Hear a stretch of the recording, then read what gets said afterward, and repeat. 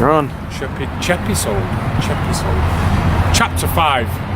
Chapter 5. Chapter 5. Episode 9. Thomas Bauer was the owner of a donut shop.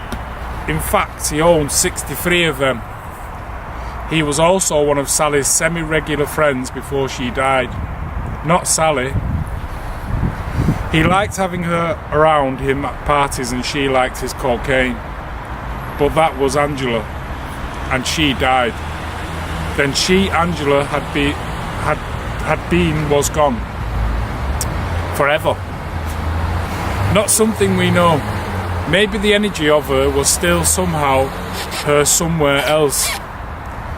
Maybe a bit of her was now Sally. Maybe almost anything that was physically possible. But then again, not likely. More likely were the things that most often happened. Angela. Sally didn't know she was Angela. She did look at the man, gave a slight smile in return of his. You don't come to see me no more. Did I offend you the last time? No, I've been busy, got a new job. Was away for a while, training for the job. Have you a job? In a software company.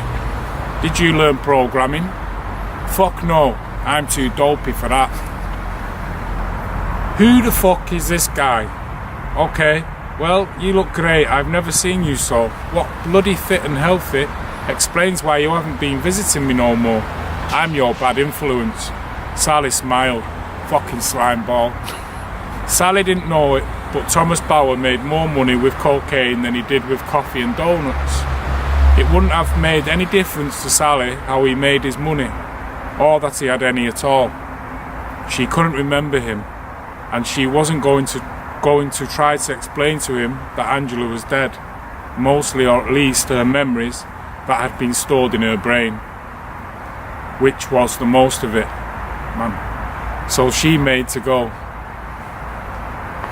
Had Angela been together with this guy, Angela Sally thought, one of the hottest, always welcome at a party, the woman had given her her body, which was broken for her.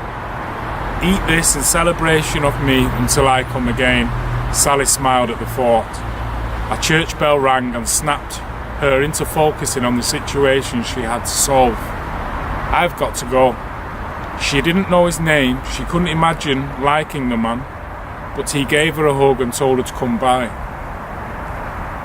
Where he didn't say what, but he offered her a ride in his car. She said no, but did note the number plate, TB63. She would ask Billy. She also noted that his hand slipped into her back pocket on the hug scene.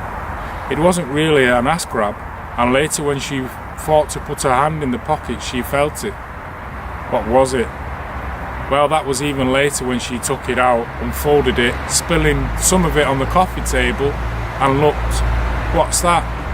Can you find out the owner of a Ferrari license plate, TB63? Billy had the answer almost as fast as he could type. Cocaine. What? Billy pointed at Sally a little pile of white powder. He has been tried for cocaine trafficking 7 times, never convicted. Tell me about cocaine. Sally had heard of it, but where she and Billy came from, it wasn't the drug. There had been marijuana, which they had tried, different pills that no one really knew what was what, meth, and that sounded too much like schoolwork. Billy looked up cocaine, and after he had read to Sally what he thought was relevant, she tried a little. It felt nice, but she couldn't really identify what was different, except that she had a craving to get well fucked. I remembered Professor Johnson. She smiled, kissed Billy on the forehead and left. Billy looked at the cocaine and decided to read more on the topic of the advantages and disadvantages of the drug, just to know. It's fucking cold.